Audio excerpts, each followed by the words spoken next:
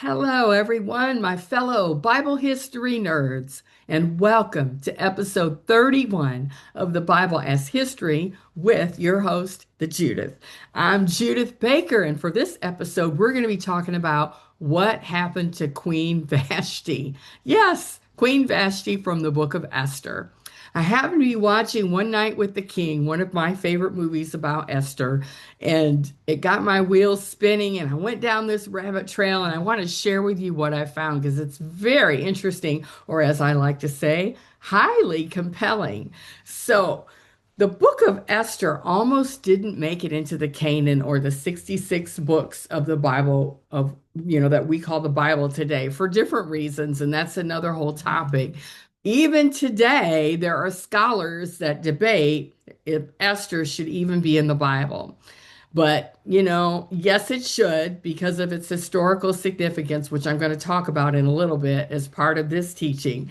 But I have that different question. What happened to Queen Vashti?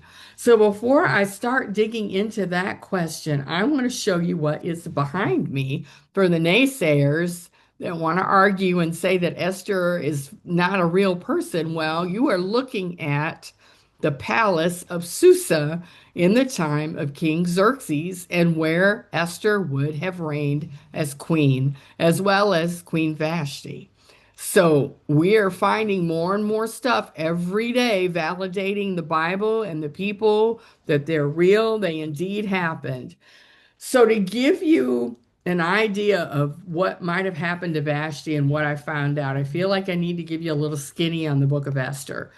So, the book of Esther, if you're unfamiliar with it, I encourage you to read it. It's only 10 chapters long, and they're not long chapters. I have a link down in the bottom along with all my references that I always like to provide.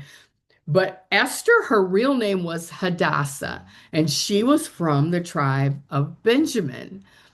Nobody is really sure who wrote the book of Esther. Some scholars believe it was Mordecai, and in the book, Mordecai is her cousin and he is her guardian. It's believed that she was an orphan and he took her in. It's not sure what happened to her parents. They were likely killed. The Talmud mentions that the book was composed by men of the great synagogue or group of Jewish leaders, but again, nobody really knows. The book was likely written somewhere between 470 and 424 BC. And just a reminder, as time moves forward in BC, the numbers go down, unlike where we're at now in AD, where the numbers go up.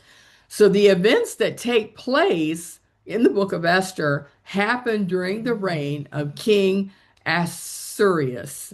And I know I'm not saying his name right. He's also known as King Xerxes. That one I can say. So for the rest of this teaching, I'm going to refer to him as King Xerxes. And he ruled the Persian Empire from 486 to 465 BC. So, in the window of history where we are at right now, you have had some things that have happened. So, Nebuchadnezzar and all the way down to Belshazzar have been taken over by the Medes and the Persians, and now King Xerxes rules. And also, remember during that time frame of Nebuchadnezzar, the kingdom of Judah, which is primarily the tribes of Judah and Benjamin, were taken into exile into Babylon. So this book is very important and pivotal for biblical history. Just there's many facets of it. Another chunk in this book, the book of this story tells us how a Jewish girl became the queen of Persia. So one of these exiles from Nebuchadnezzar ends up becoming the queen of Persia and the wife of Xerxes. And she saves her people from a plot by an evil man named Haman who wants to kill all the Jews. Now, Haman is another chunk of biblical history you have to understand. So, who was Haman? Haman was an Agagite. Okay, so let's back up. Who were the Agagites? They were an offshoot from the tribe of the Amalekites. And the Amalekites are from the son of Esau or the Edomite Amalek. Now go to Samuel, and in his time, King Saul was ordered to go in and completely wipe out the Amalekites. He did not do it, and he brought the king before Samuel. And Samuel's the one that ended up killing the Agagite king. It's believed that his wife, the queen, survived, escaped, whatever, and this is who Haman is a descendant of. So there's some history on Haman. So, yes, history all over this book. It definitely should be in the Bible. So Esther outsmarts Haman, who wants to kill the Jews because he has this inbred hate of the Jews that goes back to his mother, most likely. And she outwits him and ends up saving her people. And to this day, the people of Israel and the Jewish people around the world honor Esther and what she did to save the Jewish people in the festival of Purim. So there's a skinny for you on the book of Esther. And so in this book, how she ends up being queen is Queen Vashti, the current queen, is summoned to appear before the king. He throws this big party, and everybody's there who's anybody, and they say they want to see the queen, and Vashti refuses. And so she is removed as queen. And that's all the Bible says. And I'm like, so what really happened to her? Is there anything else out there? Yes, there is. So let me start with who she may have been, and this may connect some more historical dots with the book of Esther. In the Babylonian Talmud, she is painted, Vashti is painted as an evil queen who beats her Jewish maids, which she would have had Jewish maids. Esther was Jewish, they were some of them were still there from the Babylonian exile. The Midrash pegs her as a noble but tragic heroine, but says she was the one that had the only genuine claim to the throne. I'm like, huh, okay, so I'm digging deeper, and here's where it gets interesting. In the Midrash, Vashti is identified as the orphaned daughter of Belshazzar. Yes, that Belshazzar from the book of Daniel, the last king of Babylon. Jewish Women's Archives gives us some details, and I'm going to quote a little paragraph from there. So, on the night that Belshazzar was killed, Cyrus the Persian and Darius the Mede were guests at his table. The candelarium fell and dashed out Belshazzar's brains. Darius was crowned in his stead and sat in Belshazzar's customary place. The death of Belshazzar caused total pandemonium in the palace, some killed while others engaged in looting. Vashti, Belshazzar's daughter, was a young girl. She saw the turmoil in the castle and ran among the guests. Thinking that her father was still alive, she mistakenly sat in Darius's lap in the belief that he was her father. Darius took pity on her and married her to his son, end of quote, who was Xerxes. There are some other interpretations as well about Vashti from Jewish rabbis, um, from the Midrash, but the thing that they all have in common is they all say that Vashti was the daughter of Belshazzar and she was Babylonian royalty.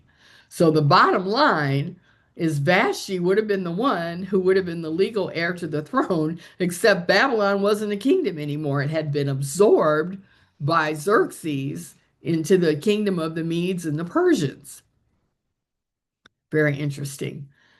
Another narrative from the Babylonian Talmud talks about what may have really happened, and this one was really crazy to me. The king threw a party for all his officers on Sabbath, and I'm paraphrasing, and the participants were discussing which women were prettier, the Medes or the Persian women, and the king bragged about Vashti's beauty because she was Babylonian and not a Mede or a Persian, and he asked if they wanted to see her beauty, and they said yes after they had all had way too much to drink. So he summoned her to come naked, and she refused. But one of the scholars, Rabbi Yoshi, son of Hannah, concluded that the angel Gabriel made Vashti grow a tail during the party so that she would be embarrassed to show her body. Now, let me also interject that in the middle of all of this, Vashti was throwing her own party for all of the women. And so she would have had to have left them to come to this party. So back to this story. The sage Rabbah noted that Vashti taunted him. So she taunted King Xerxes and says, "You're a stable boy, and compared to my father, who was the son of Nebuchadnezzar, my father would drink as much as 1,000 people and not get drunk, but you can't even hold your wine." And so this haughty answer just upset Xerxes, and he was infuriated. And the Bible even says he was furious. So I'm sure the alcohol contributed to that because the Bible talks about that as well. So the Jewish writings, the Midrash, the Talmud, the rabbinic literature found in the Sephora, which the Sephora is a website where all of the Jewish literature is located. So if you ever wanted to go look, that's a good place to go. Well, they all point to Vashti being Babylonian. The other thing they do is point to Vashti being killed. Now, the Christian scholars and sites that I found say she was banished, but all the Jewish sites say that she was killed. And it kind of goes something like this. In the morning, when the king was sober and realized Vashti was gone, he regretted what he had done. And even one of them comes right out and says, when he asks where's Vashti, and they say you killed her, and he's like, oh, and then he has the people who killed her killed. So it's just interesting how all of these different stories have a different tailspin per se, but they all say she was killed and she was Babylonian. So banished or killed, the Talmud, the Midrash, and the Bible regret that she was no longer there. Personally, I believe she was killed just because, think about it, for there's several reasons. So I think, as one of the sources suggest, tail or no tail that she grew, Xerxes resented her royal position. He resented that she probably mentioned often that she was the royal person here in this relationship. And surely everyone around them would have known this because they were a compilation of the former Babylonians, the same as the Chaldeans. They were the former people who are their descendants, as well as the Mede and Persian and the people that, would have served Xerxes and would have been his officers. And so that's one reason. I think when she refused to appear before Xerxes, she yanked out that royalty card. And I think it was more of a defiance than it was a refusal. And then he's the king. So if she was still alive, he could have just had another edict written and brought her back because the protocol said you can't change an edict, but you can always write another one and brought her back and put her back on the throne, especially once everybody was sobered up and yeah, half the people wouldn't even remember what happened. So the debate among scholars of whether she was banished or whether she was killed, is debatable. Nobody really knows. I'm leaning toward the Jewish because there's several Jewish sources, and I believe she was killed. And oftentimes, as I've researched and looked up things to do these teachings, I found that when details aren't always included in the Bible, it's because they're written down somewhere else. And so often there are non-biblical historical sources, historical records, historical people, and even extra biblical texts sometimes will have clues like the books that were taken out, of the Apocrypha books, which were, in that intertestamentary period between Old Testament and New Testament. And that's another whole teaching on why that happened. So the other reason why I really think that Vashti was killed was because it was prophesied that Babylon would fall. So if you say, um, according to the Midrash, yeah, she's the great granddaughter of Nebuchadnezzar of Babylon, the granddaughter of King Amalek Marduk of Babylon, and the daughter of King Belshazzar. And, a lot of sources are pointing to that. So there wasn't really a need to have this in the Bible if it's written in other places. So, um, anyway, that's just my thought. But the big takeaway for me, and the biggest reason that I believe she was killed, is because Isaiah, Jeremiah, and Daniel all prophesied that Babylon would be destroyed. Isaiah in chapter 13, verses 19 through 22, in the 8th century, long before Babylon or the Chaldeans became a big empire, Isaiah prophesied they would be overthrown by God. Jeremiah prophesied in the late 7th and early 6th centuries, many prophecies. One of them was the fall of Babylon. And then, of course, Daniel in Daniel chapter 5 was right there when Belshazzar died.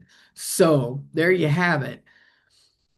And so, in conclusion, while the argument and the debates continue about the book of Esther, and some people don't believe it really happened, that's ridiculous. Archaeological evidence is all over the area of ancient Susa, which is now modern southern Iraq. Now, formerly, back in the biblical days, before Xerxes, this was the land of Elam, and Elam was a son of Shem. So Xerxes is a descendant of Elam. So, and they were right next to Edom, the land of Edom, who is the descendant of Esau when you look at an old Bible map. So the